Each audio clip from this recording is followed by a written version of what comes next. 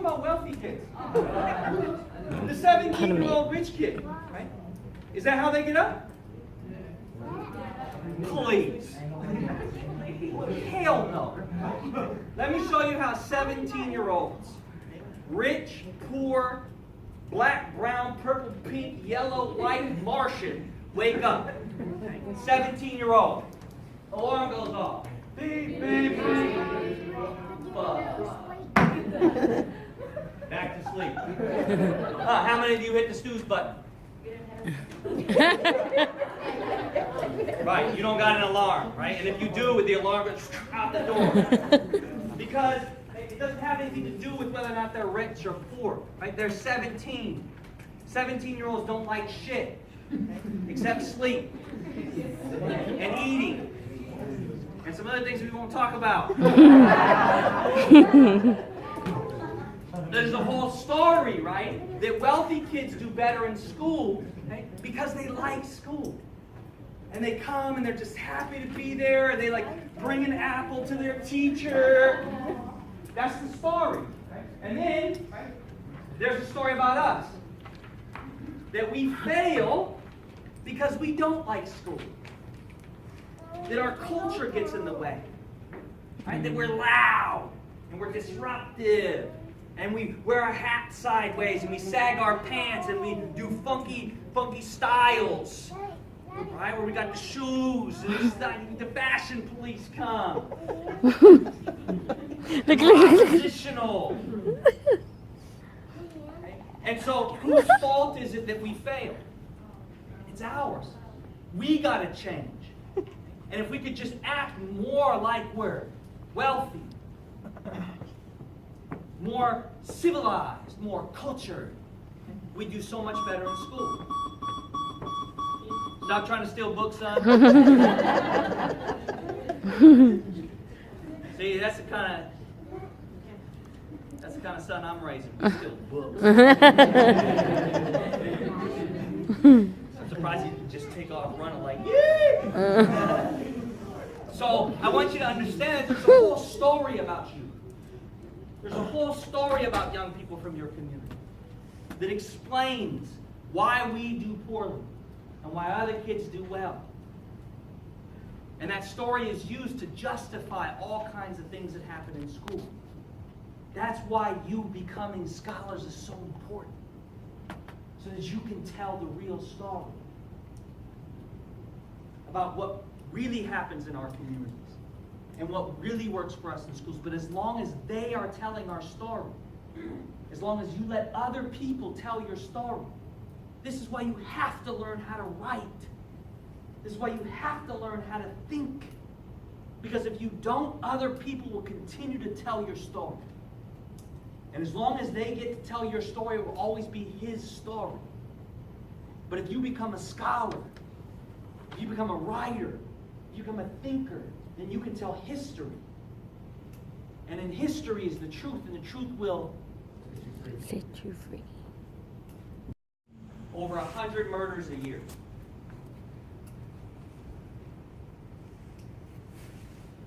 So they stopped covering it. They covered it for 3 years, stopped. And then our local paper, the Oakland Tribune, started covering it. And so every year on the front page of the Oakland Tribune, they post this. This is called the homicide map. It's the names and the faces and the places of everybody who was murdered in our city. And as you can see, there's been no stemming of the tide. So I decided I would update the homicide map. I'm going to do that for 13 years because that's how many years a young person is actually in school. This is 9 years. This kid is just coming to my year 10, your year 10 classroom. And you tell me, where can a young person live where they have not personally witnessed homicide, if not multiple homicides? And that the conversation in schools about what? Math scores, reading scores, university qualifications. Do those things matter? Of course they matter. Of course they matter. But for what? Are you getting a math score and a literacy score and a university qualification so you can escape that? So you can move to Piedmont? And if that's why you're doing that, that will never change. And that is the problem. If you are learning to read and write and go to university, it should be so that you can stop that. Not so you can escape it. That is not the people you come from. We do not come from people who turn our back on suffering. Those are people who put locks on their shit. And they say, I need to get away from you because you're making my life harder. And you're making it inconvenient for me, and I've been successful, and I don't want to deal with your suffering. That is not who we come from. We learn to read and write and do math and do science and go to university so that we can help that person. Not from a distance, but from their next door neighbor. That's what it means to be successful according to our ancestors. Not according to the system they've got us in. But don't confuse the system with your ancestors.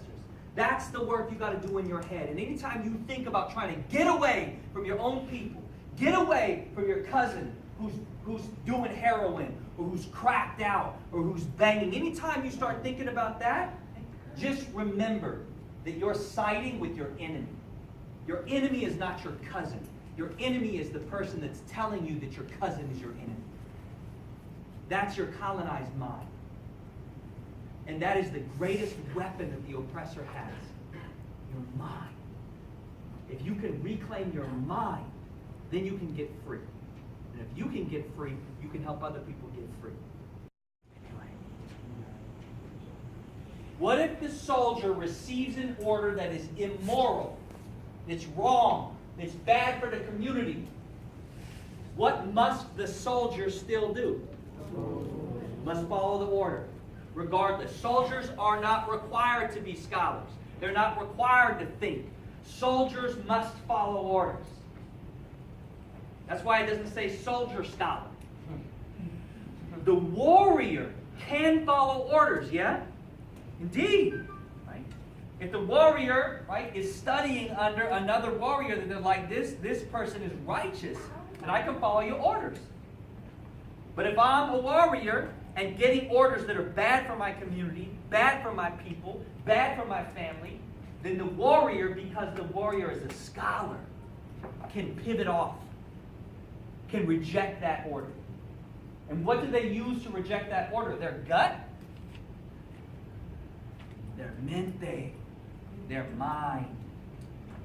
This is why you have to develop your mind, so that you can read the orders that you're getting and make sure they align with your warrior spirit.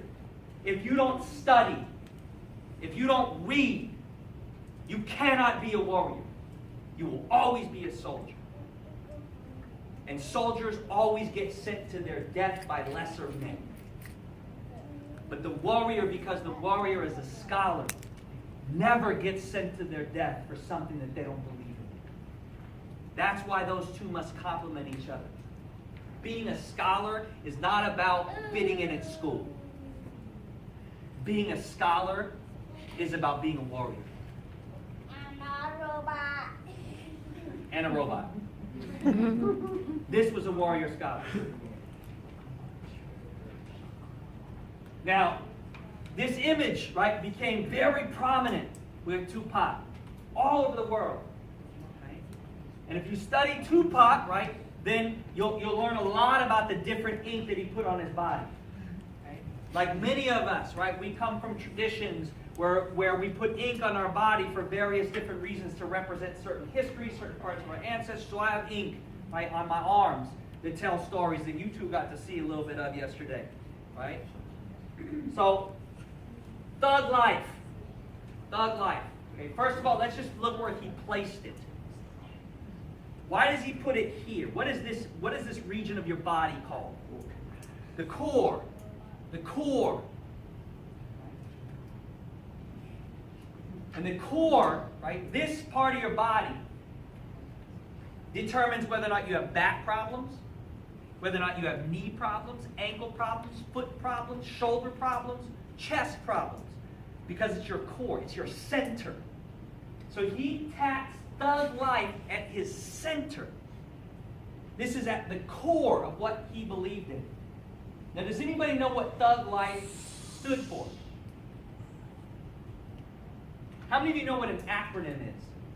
Anybody know what an acronym? Okay, what's an acronym?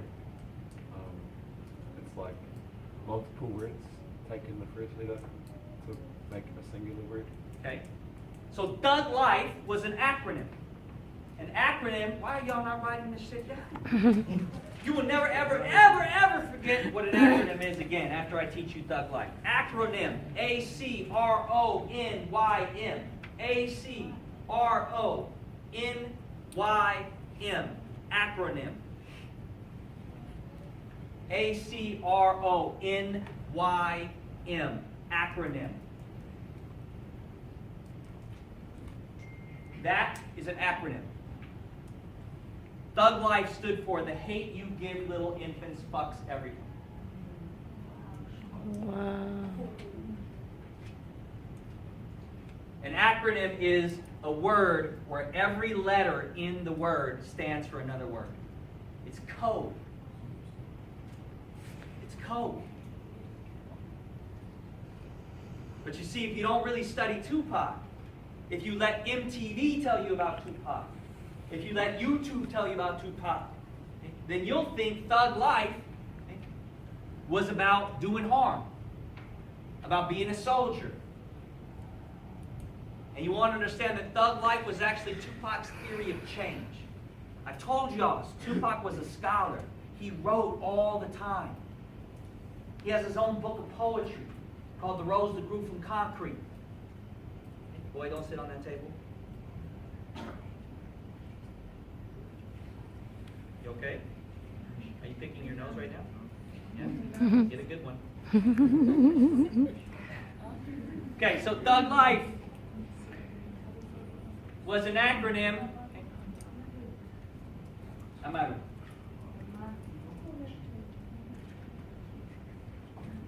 No. So, I'm not going to ask you to believe me, because Tupac did multiple interviews about Thug Life.